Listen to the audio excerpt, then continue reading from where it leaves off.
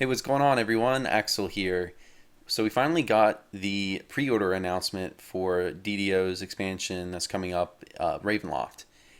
So we finally know what is included in the expansion, and we know what pre-order bundles and things are available, how much expansion is going to cost, things like that. So in this video, I want to go over what's included in terms of content and goodies in the expansion itself, and then I want to go through the three different pricing tiers for the expansion. There's standard edition, collector's edition, and ultimate fan bundle with increasing prices, and they all have their own little goodies included in them and their own little incentives to buy them. So, but before we get into that stuff, let's go to the bottom of this page here and talk about what's actually included in the expansion.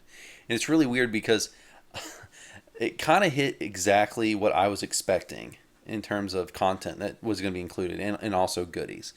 If you watch a video I made several months ago on Ravenloft, what was I expecting to see?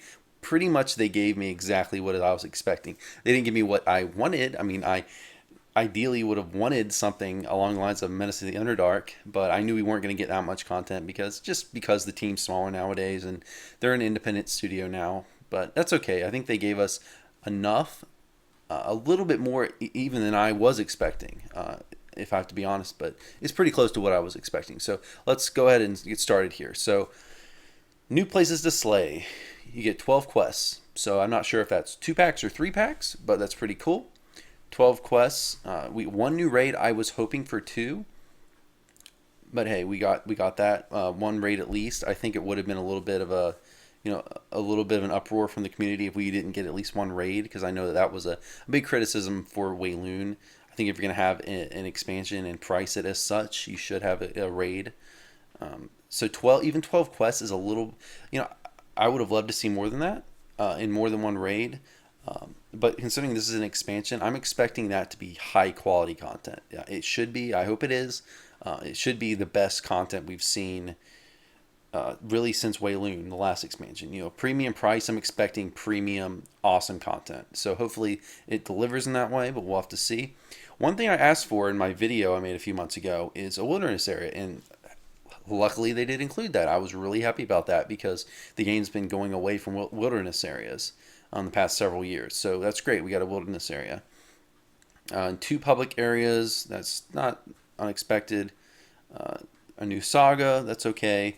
But that's about it. In terms of content, that's about it. Basically, we got 12 new quests, a raid, and an adventure area. So not too bad. In my video, I predicted we would get 8 quests, 2 raids, and an adventure area. Kind of is what I was expecting. And we got 12 quests and one raid and an adventure area. So that's good. That's about what I was expecting content-wise. So next, other things that are included. It says new power for the adventure, benevolent beings or tortured souls. So basically this is just telling us about the sentient weapons. So that's something they've been honestly been making or had the idea to make forever. I think as early as like Legendary Greensteel, they were considering sentient weapons. They were talking about it back then, so it's cool to finally see that coming to the game. I haven't been keeping up too much with the news, as you all might know by my lack of uploads this year. I have not been playing the game that much this year, so I'm not totally up to date. I hope they've given more info on sentient weapons, but I'm looking forward to them and seeing what they're like. I am hoping to jump back into the game. Hopefully, I get really get addicted again to DDO like I used to be with this expansion. So hopefully, it'll do that for me. Let's see. So basically, it explains the sentient weapons are fully customizable. Blah blah blah blah. Not too many details. It also says new ways to play. We are getting a new race, the Azamar, which is cool. They're like kind of like angel type race, and they have their own special feats. And there's even going to be a Viscani, I think it's called Viscani Knife Fighter, a special tree, which is kind of like the Harper tree. It's going to be its own kind of special independent tree, as far as I understand it. Let's see what else. I think that's about it as far as description. So I'm pretty happy with the content. Now let's go ahead and jump into the actual bundles, because this is where I kind of I really raised an eyebrow because just at some of the prices, because they are really high. I'm not gonna lie. Not the standard. The base edition is actually very reasonable, and not high at all. But it's just the higher bundles are kind of like, when I first saw how much this Ultimate Fan bundle costs, I kind of like, I did a second take. I'm not gonna lie, because they're charging $130 for this Ultimate Fan bundle. There's a middle bundle that's $80, and there's a standard edition, as I said, which is very reasonably priced at $40. Now let's jump over, before I get into the nitty gritty details. Let's jump over into what they offered what prices for the prior two expansions, Minutes of the Underdark and Shadowfell Conspiracy. And I have those open here on the DDO wiki. So as you can see, this is Menace of the Underdark, which, by the way, had a lot more content than Ravenloft is going to have. I don't know how long the quests are. They could be 12 short quests. It could be 12 really long, involved, really well done quests. We'll have to see. But with Menace of the Underdark, they had basically three price tiers: a $30 tier, a $50 tier, and an $80 tier, which is lower pretty much all at all levels than this new expansion. And by the way, like I said, it offered a lot more. With Minutes of the Underdark, we had a raid. I think we had, how many adventure packs? I don't remember. Let me see. There's the Shinderlin. There's the Evening Star. Let's see. Which one? Oh yeah, the Demon Web. So that's three. I can't remember if there's another one I'm not thinking of. So three. I think three adventure packs. We had a class with that, a raid. I think several adventure areas. I think it was, three adventure areas, if I'm thinking of it correctly. It's been a while. So some tomes, veteran status, a bunch of cosmetics. I think a hireling. So that was pretty cool. But bottom line, I'm saying that the point of that is this is just to show you the difference between the different editions, basically. So $80 for the top tier in Menace of the Underdark versus $130 for the top tier here with Ravenloft. So that's a big jump. So we'll go through the details of what's in the expansion here, what's in the higher price bundle here in a minute, and I'll give my opinion on whether I think it's worth it. This is Shadowfell Conspiracy right here, which only had two layers. The top one was $50, and the lowest tier was $30. Which, okay, I mean, I think compared to, this is pretty equivalent. I think compared to what we're getting with Ravenloft, because Shadowfell was not that big of an expansion. It didn't have a raid. It only had the Shadowfell pack, and then it had the Stormhorns pack. So there wasn't a whole lot to it. It had some iconics in there, but I think that even though it's $10 less, I think overall you're probably getting just as much, if not more, content with the Ravenloft expansion here. So I think that I don't want to sound like I'm saying that this expansion is overpriced, because I don't think it is on the standard edition. I think the standard edition, which I think the vast majority of people are going to buy, is perfectly reasonable. So I think that overall I'm okay with the pricing just because of that. Now, if they would have put a bunch of stuff in the standard edition and that I didn't want or I wasn't interested in, and then bumped the price up to $50 and basically forced me to buy things I don't want, then I would have been a little more upset about it. But considering you have the option to go with this very moderately priced $40 standard edition, I think it's fine. So with that said, let's go ahead and get into what's included with some of these bundles. The standard edition just includes the expansion, the Azamar race, and a survivor's package of 20 astral shards and a supreme res cake. So, that's cool. It's cool that they included the race in this $40 standard edition. I was a little afraid they wouldn't do that. So it's cool that you're going to get the race no matter which level of expansion pack you get.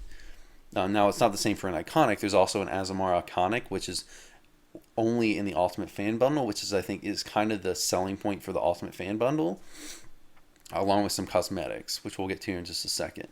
The Collector's Edition, which is the in-between bundle, has the expansion, Azamar race, and a character slot, which is cool. The character slot might be nice to you, for you, but I have a feeling most people probably won't care that much, because they probably already have the character slots they want. But hey, it never hurts in case you don't have it.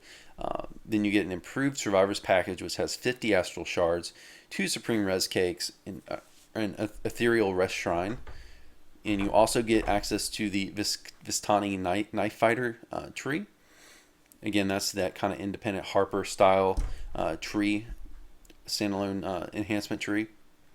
You get a heroic level Scarecrow Hireling, and I did look at watch some of Cordovan's I think Wednesday stream. I think it was it last week, I think, when he showed off that hireling. I got to say the Scarecrow hireling does look pretty cool. I would like to have that. So that's kind of an incentive to get this bundled. And then there's some exclusive cosmetics. Now, when they say exclusive, I'm assuming that when they say exclusive, these will never be available in the store ever, because it does say exclusive. So to get these cosmetics, you probably have to buy one of these bundles, and that's the only way you're ever going to get it. Now, the rest of this stuff that I think will definitely eventually come to the store, like the Vistani Knife Fighter is going to, I would say for sure, is going to come to the store eventually.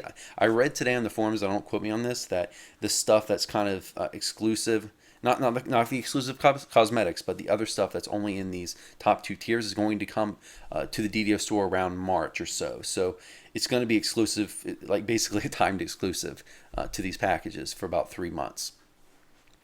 But these cosmetics you will only, I'm assuming you will only get from these, just because of the word exclusive. When they say the word exclusive, that means exclusive. It's only going to be included in these bundles ever. As you can see, when they didn't say exclusive here for this Vistani Knife Fighter. So, but I'm assuming these things again will not be coming to the store. So you get a Barbarian Aristocrats outfit and a hat. I don't think I've seen what they look like. So if you're interested in cosmetics, you might want to check those out. See if that's a selling point for you. I know a lot of games, it seems like they're really pricing these things based on cosmetics to make that kind of an incentive. I know a lot of people out there, myself included, as a DDO player, you don't care at all about cosmetics, but there's actually there must be, like, I'm not saying I know players personally that are like this, but there has to be a huge number of players that really love cosmetics. I mean, there's games like big games out right now like Overwatch and Path of Exile that really run exclusively on cosmetics. Like, cosmetics are a big thing in gaming, and I don't think that's separate at all. I think that's definitely true as well in DDO. So that's kind of what they're going for with these prices. I think just really putting a premium price on these cosmetics. So you're gonna get that outfit, that hat, that exclusive black cat cosmetic pet. So it's pretty cool, and you get a code for 30 days of VIP access. Okay. That I'm assuming that if you're already a VIP, that will add on. So if you just paid for a 12-month VIP this month, I'm assuming that if you buy this bundle, it'll just bump you up to 13 months. And they're charging $80 for that. Now, is it worth it for this edition? I'm not sure. Like, I have to say, just looking at it, I probably won't get this. I'll probably go with the standard edition, just because to me it's not worth it. But if cosmetics are worth that much to you, then hey, go for it. I mean, I hope everyone ends up buying this highest price bundle, because I want people to support the game. I think it's good for people to support this game. This is a game that's, I think if you're watching this video, the game probably has meant a lot to you, in your life the past 5-10 years. And for me, the game has meant a lot to me, growing up, going through college and all that. So I hope the game is supported. I mean, they're in an independent studio now, so I know they're not pricing this stuff high for greed. I know that the guys out there are not super rich and famous. They're not going to be bathing in money over this by any means. They're a small staff. They work on a tight budget, I'm sure. Now they're a private company, so I can't say that for 100% sure, but I think they're probably operating there on a tight budget, and so they're not pricing this stuff for greed. So I think it's more of an appeal to people who like cosmetics or who like some of the exclusive stuff.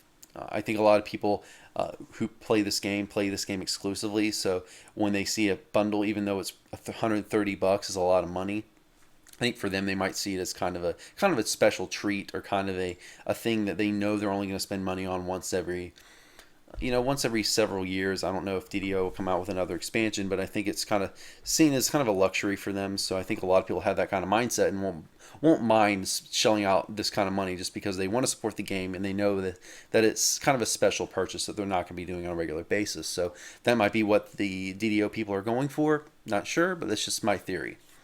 So let's go through this last bundle, the Ultimate Fan Bundle for $130. You get the expansion. You get Asmar Racing character slot. This is the same as the last tier. You get 140 astral shards, 3 supreme res cakes, 2 ethereal res shrines, and 5 mirrors of glamoring. So it's pretty cool. It's a little bit higher than what you got in the last bundle. You get the Vistani knife fighter tree. You get the Scarecrow Hireling, and in addition, you also get a legendary Scarecrow Hireling. The last bundle only got the heroic Scarecrow Hireling. You get the same Barovian outfits that the last bundle did, but in addition to that, you get the exclusive Vampire Hunter cosmetics. And this is probably one of the biggest appeals for this bundle. I'm assuming that this is exclusive to this bundle, so the only way you'll ever be able to get these cosmetics ever in DDO is going to be through purchasing this bundle. That's what I'm assuming, just from their wording here. And again, to note, this Vampire Hunter cosmetic is not included in this middle tier here in the Collector's Edition. It's only in the Ultimate Fan bundle. You also get exclusive cosmetic Black Cat that was also included in this middle bundle. But this one was an exclusive cosmetic pet Raven. Again, to get that Raven ever in DDO, you're going to have to shell out the $130 for this edition, I'm assuming. You get a code for 60 days of VIP access instead of 30. That was in the last bundle. And another thing that's only in this bundle is the new iconic hero, which is the Azamar iconic hero. And I've read on the forums that, again, like the other things, this won't be available in the DDO store to purchase with DDO points until March. So it's going to be basically a timed exclusive to this bundle. You get a shared storage upgrade, 10 slots. So that's pretty cool. If you don't have that already, that's a nice little perk. And you get a weapon aura mist for every character. So again, an appeal to cosmetics. If you like cosmetics, you'll get some more here. You get a racial enhancement point tome for every character. So what that is, now correct me if I'm wrong, but I believe that is a tome that gives you 1 additional enhancement point that you can only spend in your racial tree.